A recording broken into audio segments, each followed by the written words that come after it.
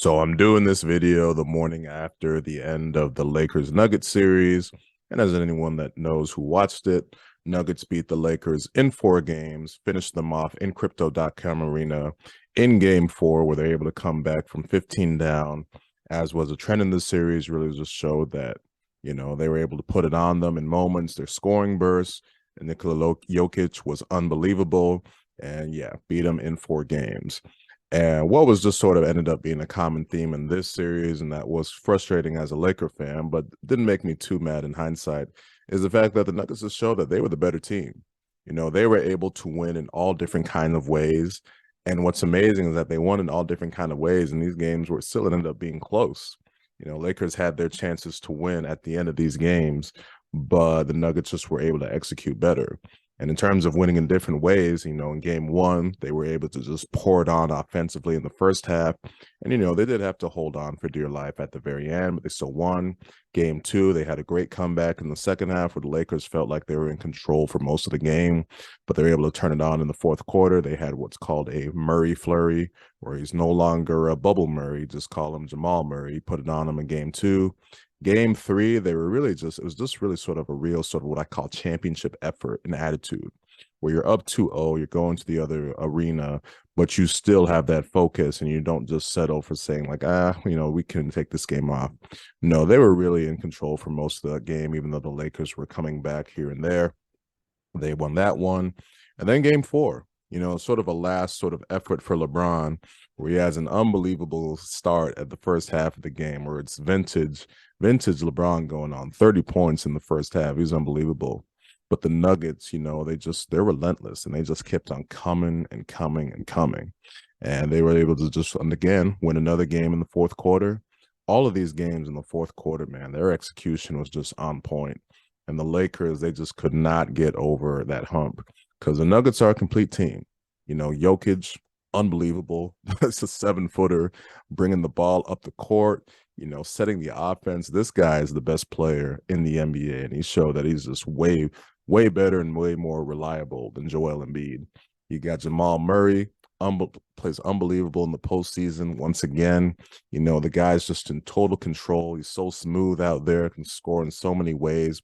Really just a relentless force out there. Their role players, Michael Porter Jr. has gotten better. Contavious Caldwell-Pope, he didn't play this well when he was with the Lakers 3 years ago. He was in this series, he was just fantastic.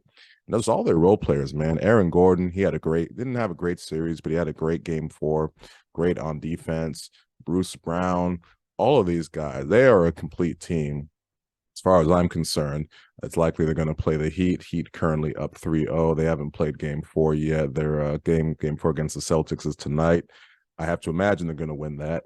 And if it ends up being Heat versus Nuggets, I think the Nuggets going to sweep them. I know people have been down in the Heat all postseason, but the Nuggets are just a next level team in terms of their completeness, their execution, everything. The fact that they, like I said, they got the best player in the world. Granted, Jimmy Butler's playing like the second best player in the world right now, but I think the Nuggets would end up sweeping the Heat, or maybe a gentleman sweep 5 games and whatnot. As far as the Lakers are concerned, obviously for the franchise like the Lakers, it's not a goal to just, make the conference finals, and LeBron too, to where he even said in the post game, yeah, I'm not really in it just to make the conference finals. But I do think this team made the city of LA and all Lakers fans proud. Obviously they had a terrible start to the beginning of the season, made some midseason trades to really boost the roster with Achimura, bringing in D'Angelo, even though he definitely did not play well in this Nuggets series. Austin Reeves showed great improvements, or he's really like their third best player currently on the roster right now. All of these guys, they really put a great effort together in getting to the conference finals. If you had told me that mid-season that this Laker team would get to the conference finals, I'd be like, oh, fuck no. But they definitely put a great effort out there, and really able to sort of play to their strengths. As far as the future is concerned, you got LeBron, who is 38, and this is definitely was the first time in the postseason, this postseason, where he's definitely looking his age in terms of he just can't have those super reliable, just pencil him in for 30 type of games. He can really put it on in spurts. And you even saw it in this game, to where he was unbelievable in the first half, but that second half, he was dead tired. He was using on possessions on offense. I mean, he was just resting, just standing in the corner and waiting. And he's year 20, age 38. The amount of miles and minutes that he's played, yeah, it's understandable. Anthony Davis, as far as I'm concerned, going forward, he's 30, but he's an old 30 to where he is definitely, you won't see him ascending. We've seen guys like Steph Curry and whatnot have arguably their best seasons past age 30. I don't think you're going to see that with Anthony Davis. I think he's offensively, he's good sort of every other game. Defensively, he's pretty much always great. But they definitely have to start building the team around sort of his strengths, which is really more on defense and not like super reliable offense all the time. Sort of the big conversation now is, you bring in Kyrie Irving. I mean, of course, he was sitting courtside because he knew he would get the attention and whatnot, to sort of drive speculation. And in terms of just a compliment, I mean, if you just sign him outright in the offseason, even though I really hate Kyrie Irving, he would help this team in terms of being that reliable offensive force, especially in the fourth quarter, where like pretty consistently in this series, especially you can see that LeBron and Anthony Davis, they just wear down. And if you could just say Kyrie fourth quarter go, hey, that would be good stuff right there. They'd have to lose some pieces, I think. I mean, keeping Austin Reeves is an absolute must, but obviously they wouldn't be able to keep D'Angelo. I mean, whatever. I mean, Rui Hachimura, you might have to lose him. The team would end up being super top heavy again. And like I said, Kyrie Irving, it's just like, I can't believe this is a real discussion now just because he's nuked the last four places he's been at. The end of LeBron's second term with the Cavs, completely nuked the Celtics for that final year he was there. The Brooklyn Nets, my goodness. And then the Dallas Mavericks this year, even though I don't think it was all his fault. I mean, look at his track record, and it's like, well, it's 4 teams in a row. I guess you had something to do with it. So I think the Kyrie thing will be a major discussion point, and I actually do think the Lakers will end up signing him because it's all like, you know what, LeBron, he's got. I know we talked about retirement, but I think he's going to end up playing 2 more years. You want to sort of maximize his championship window.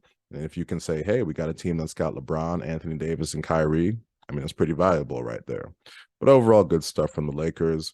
And we'll just have to see what happens for them going forward. But likely right now, we have a Heat versus Nuggets finals. My goodness, to look forward to next Thursday.